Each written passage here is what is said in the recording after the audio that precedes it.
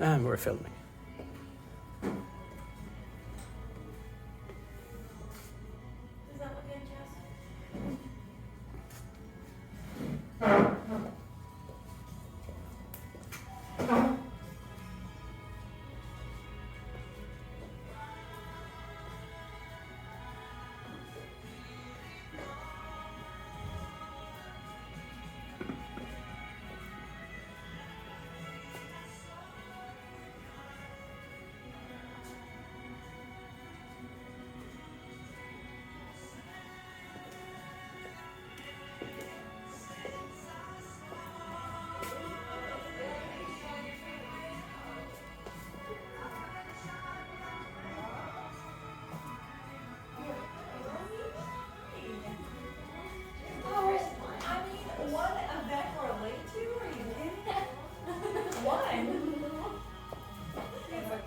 I can't believe it. Hello again.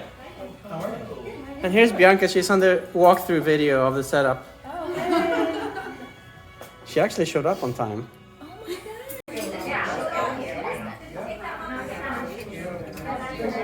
That was at that restaurant that we went to go to. You were probably a dance or something.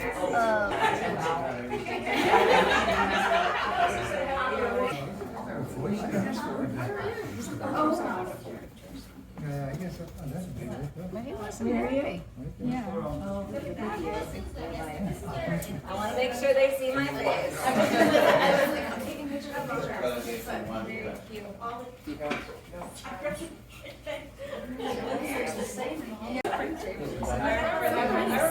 was lovely. I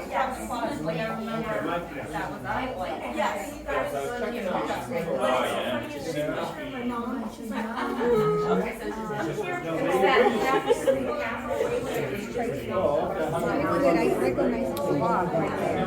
Oh, let me see. I can help maybe. I don't know.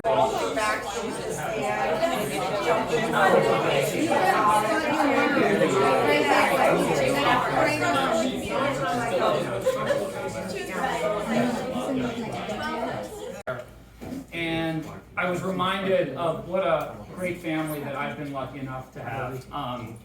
As I look back at all the important moments in my life, whether they've been, school events and graduations, I almost said weddings, still just wedding.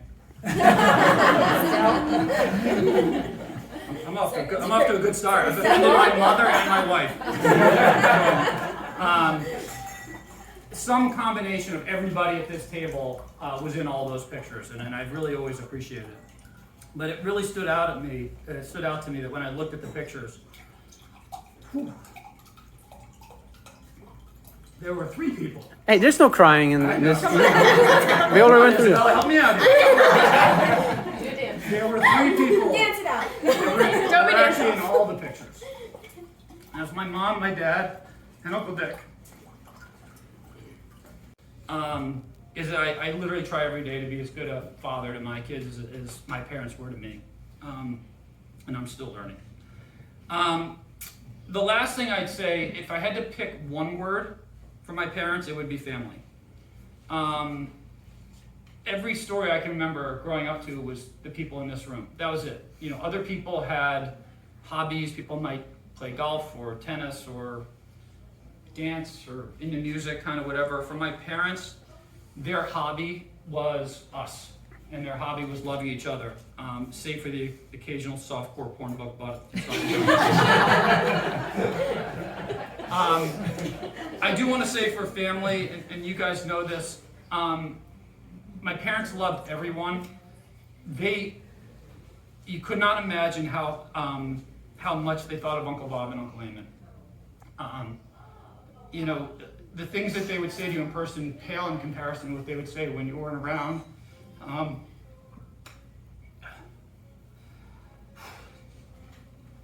I grew up knowing that every parent wants the best for their kid.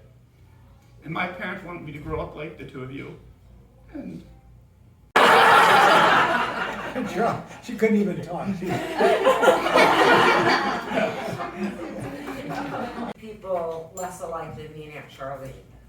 But the one thing that I seem to have gotten from Aunt Charlene is this avid love of reading.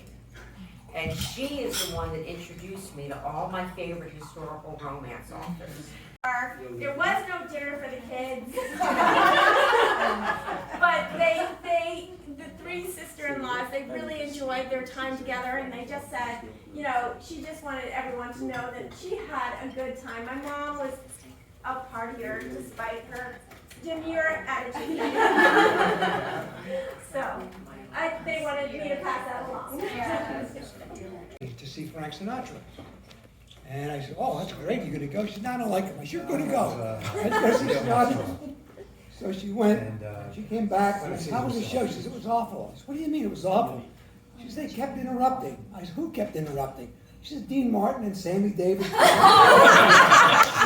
was the first time the Rat Pack had gotten together. Oh my I God. was killed to see that. She said, well, here, I have a record on it. I recorded it on a 45 record. She was annoyed instead of being excited. And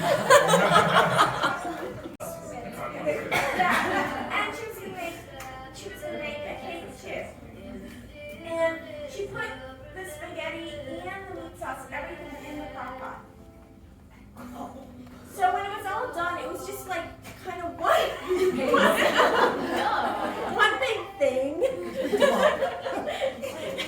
And she was so proud of it. She took it out of the crock pot. No, but it was also, if I could jump in, Yeah. it was because Uncle Bob was cooking. It had to be Yeah. special. Yes. So instead of just getting the typical like Prince spaghetti out of the box, Yeah. it was like when like the new thing was like you could get it like refrigerated and it was the fresh, which meant that instead of cooking it for whatever 20 minutes, you had to cook it for like 90 seconds.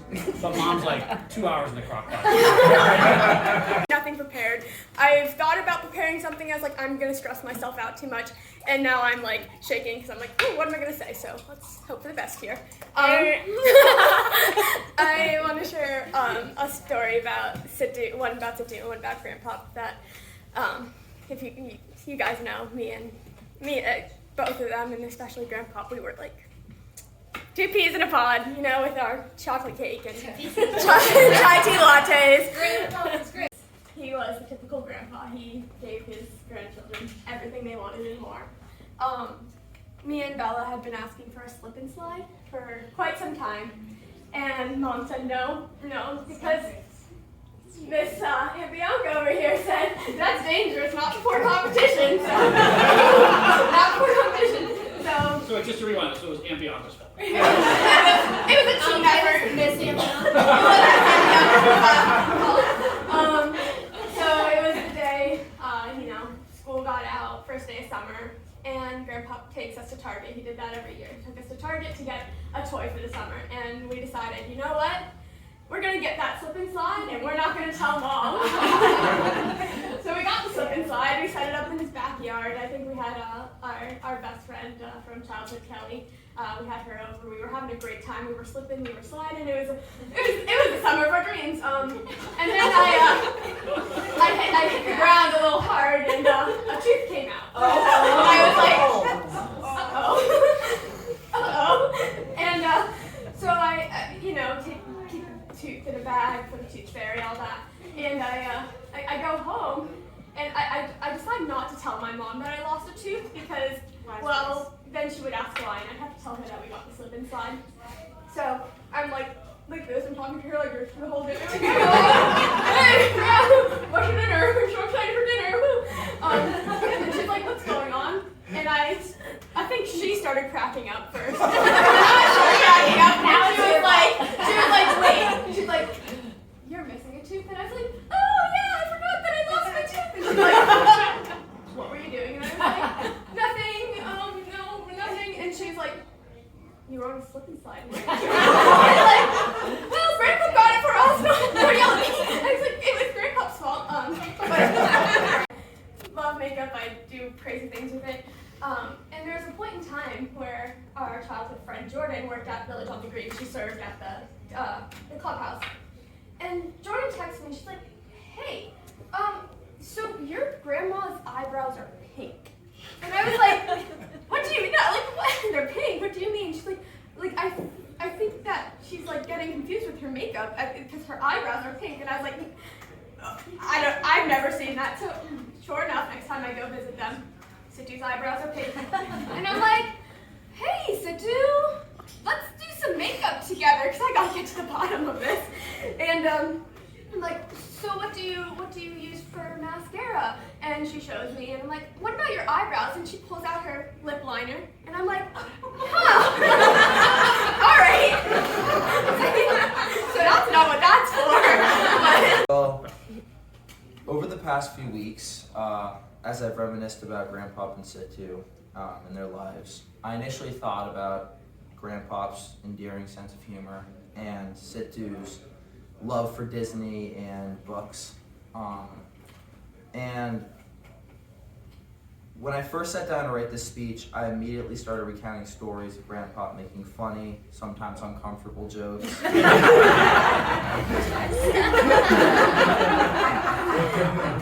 To waitresses at restaurants. Some of which my dad did not appreciate.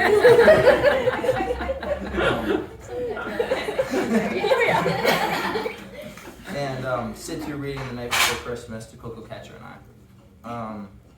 However, as it got closer to today, and I realized a bunch of people were going to give great stories about Grandpop and Situ, I kind of decided to go in a separate direction. And I've really been thinking about what Grandpop and Situ truly meant to me, and I've realized how big of an impact they've made on my life and who I am today. The loss of Grandpop and Situ has been hard for everyone at this table for a multitude of different reasons. And I want to extend my condolences to everybody for that. For me, the hardest part,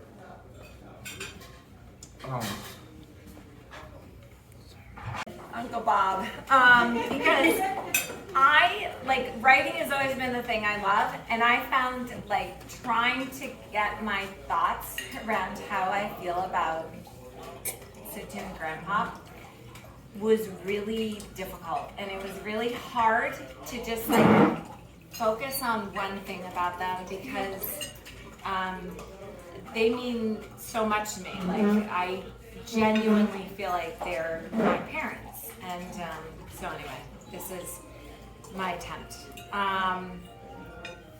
So there are lots of great things about our union. Most specifically these three. I don't know where to catch our one. It's probably mom's about to embarrass us, so I'm gonna take a quick. If you had to, what order would you put them in?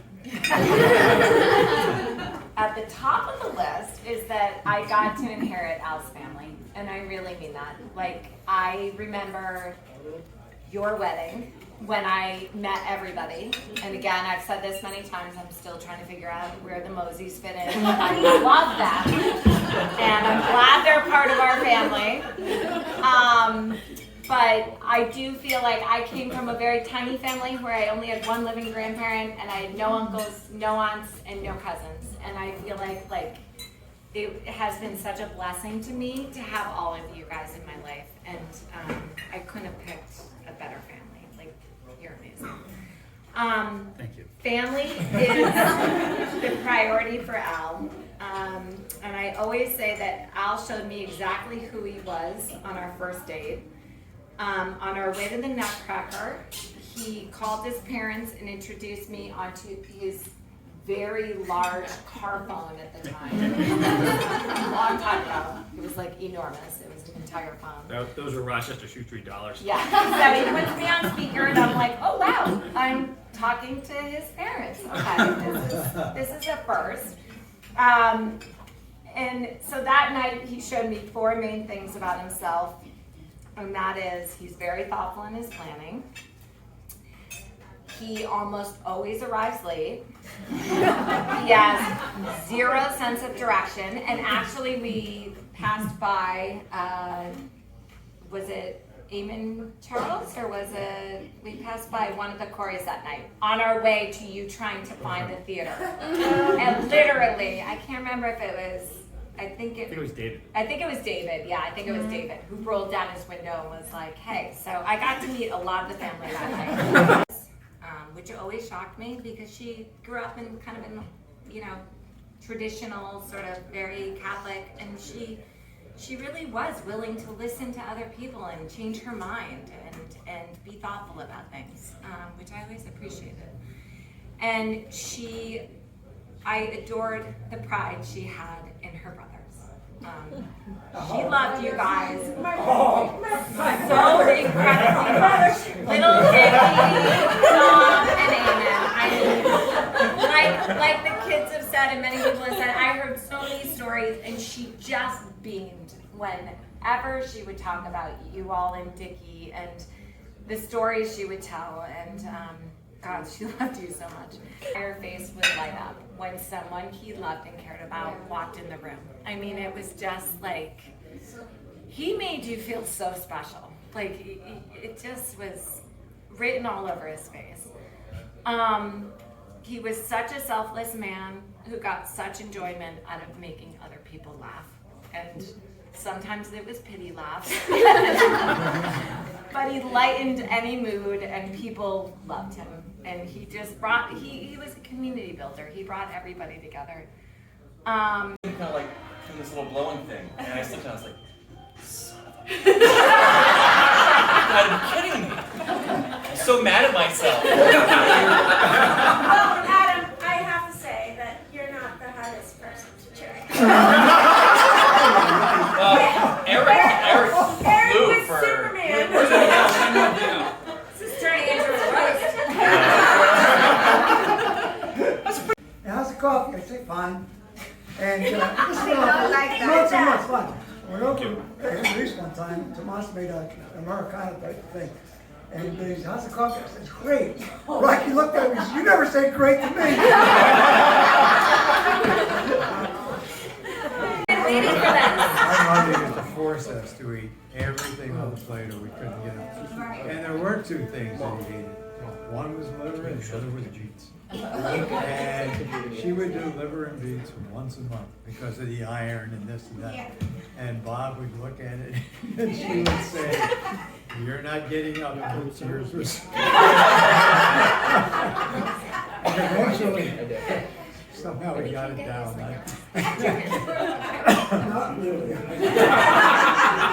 Oh, Lord. This is the first one she remembers.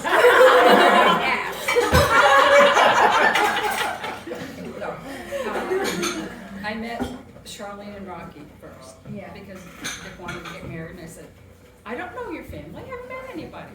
I said, you know, he hasn't had a good track record. He said, no. Save the best for last. And I told him, I thought, I can't marry this guy without meeting somebody from his family. So I met Charlene and Rocky. Only because Uncle Bob and Uncle Lynn were So, out too. my dad already didn't want to talk to me.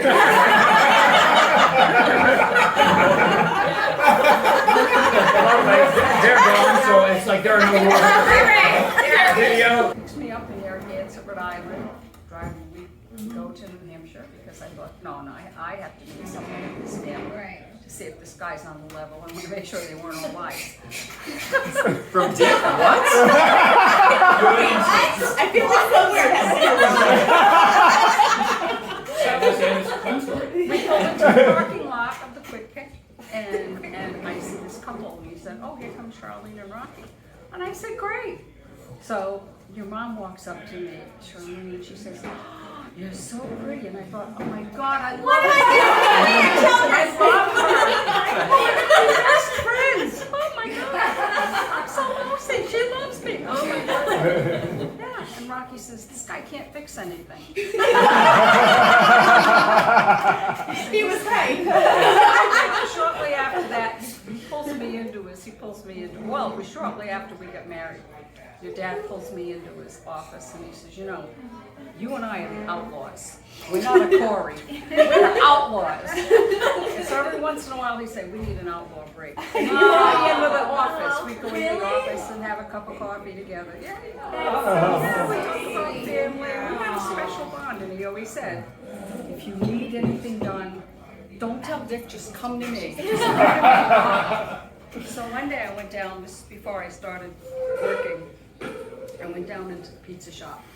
And Dick is standing on top of one of the pizza ovens, and there's water dripping from the ceiling. And we had these old ceiling tiles in the pizza shop. And I said, oh my God, what's going on? he said, well, the tenant upstairs, her little kid jammed the toilet with something and it's flooding.